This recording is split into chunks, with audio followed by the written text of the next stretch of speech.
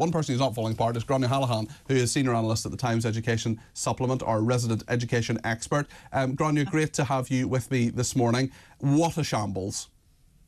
It's just going from one shambolic mess to the next. I mean, we've heard yesterday that there's going to be this deadline of Friday for schools to return their questionnaires.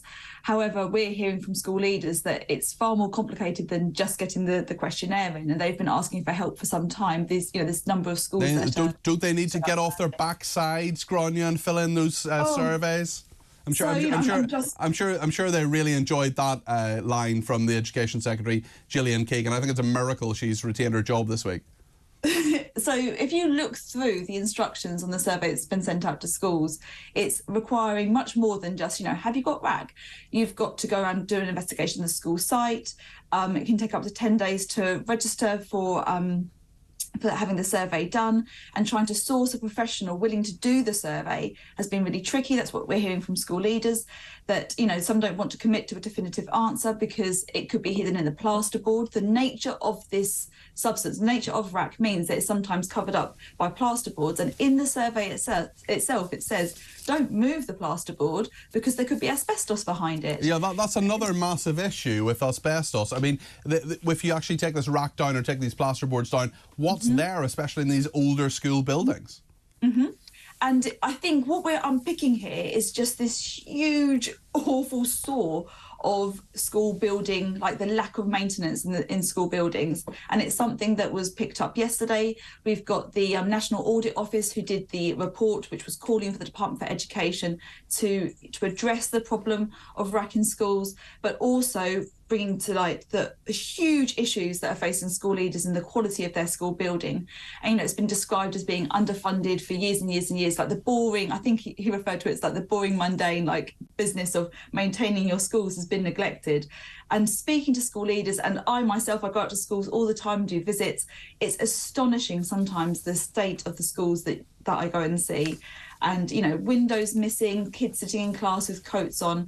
So although this RAAC story seems to have sort of come from nowhere, that it's, all sprung up over the last few days, in education, this is something that we've been talking about for months and months and months, and for years and years and years. And it sort of feels a bit like, well, yes, obviously this was going to happen because nothing was done about it sooner. It is just one of those incredible issues that, as you say, you and those in the education sector have known about it for such a long time. It's also, as I say, affecting some courts, lots of schools, of course, possibly even Parliament as well. It does seem that things need to reach a crisis point before the government takes action. There must be a lot of frustration in the educational leaders that you're speaking to. Huge frustrations. So, this is something that school leaders and even actually the Department for Education made the Treasury aware of back in 2020, when in the spending review, they asked for $7 billion to address the buildings in schools issue, and said as a bare minimum they could do it with $5 billion, and they were given $3 billion. And when we look at this 10-year rebuilding the schools project, which Rishi Sunak was very quick to say that he's doing great work on now, isn't this wonderful that we've got it? As of March this year, 3 years into that 10-year programme, there are meant to be more than 80 contracts undertaken according to their own projections, and they only had 24. Yeah. There were meant to be 4 finished projects, and there's only 1. We look at the state of school buildings, and there's been buildings, school buildings that have been recently put up. I think there's 3 that were recently put up in this country that have had to be demolished and taken down again because the way that they were built was incorrect.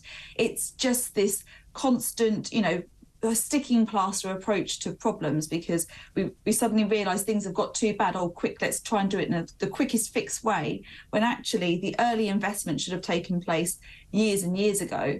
And Michael Gove's regret that he's expressed about cancelling the Building Schools of the Future project when he came in as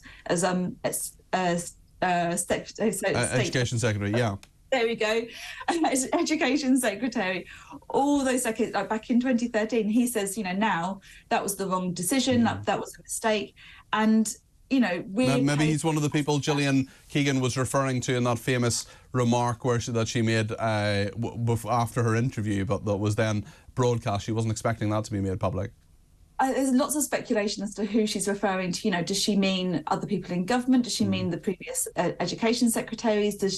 It seems to now she's trying to sort of suggest that people sitting around not doing anything are the schools themselves, which it jars when you speak to school leaders who are saying, we've been pushing the Department for Education. We're the ones that... Who's less popular amongst education leaders you talk to, Gavin Williamson or Gillian Keegan?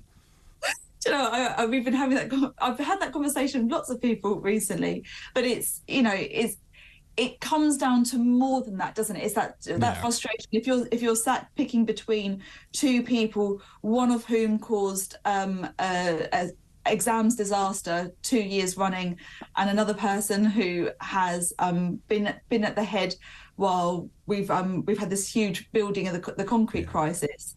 It's something that has come up actually when speaking to school leaders, as has been a desire to remove education from politics. Yeah, it's interesting. A lot of people say that about health as well, and maybe you need a royal commission reform, all the rest of it. We'll return to this topic, no doubt. Thank you, Grainne Hallahan there, senior analyst at the Times Education Supplement. We're going